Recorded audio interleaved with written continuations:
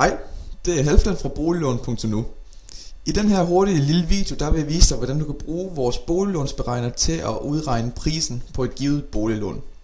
Det hele, det sker ved at gå ind på boliglån.nu og trykke på boliglånsberegner her midt på siden. Så kommer man ind på den her underside, hvor man kan indtaste, hvor meget det er, man ønsker at låne. Det kunne fx være 200.000, så skriver man bare 200.000. Så kan man vælge at skulle afbetale lån over enten 10, 15 eller 20 år. Vi kan vælge 10 år i det her eksempel. Så trykker man på udregn, og så beregner vores boliglånsberegner så de her forskellige tal. Det første tal, der bliver udregnet, det er, hvor meget man skal betale stiftelsesomkostninger til banken og staten. Både banken vil typisk tage en stiftelsesprovision og et oprettelsesgebyr, og staten vil tage et vist gebyr for at tinglyse låneaftalen. For 200.000 vil det udgøre sådan ca. 9.400 kroner.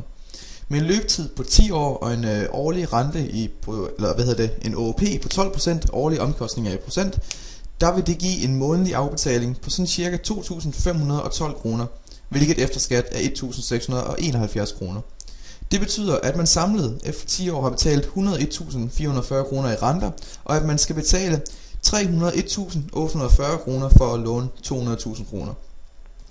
Det er selvfølgelig værd at nævne i forbindelse med vores boliglånsberegner her, at vi har forsøgt at finde nogle gennemsnitlige tal for, hvad de danske banker vil kræve. Nogle gange kan du være heldig at få en lavere rente eller en højere rente end de 12% vi har angivet, og du kan også få andre stiftelsesgebyrer, en anden løbetid eller et helt tredje parameter, der er skruet på. Hvad boliglånsberegneren især kan bruges til, det er at finde ud af, hvor meget du cirka skal betale i månedlig afbetaling før og efter skat og samlet for lånet. Vi håber, at du kan bruge den til noget, og held og lykke med at finde en passende boliglån. Tak for den gang.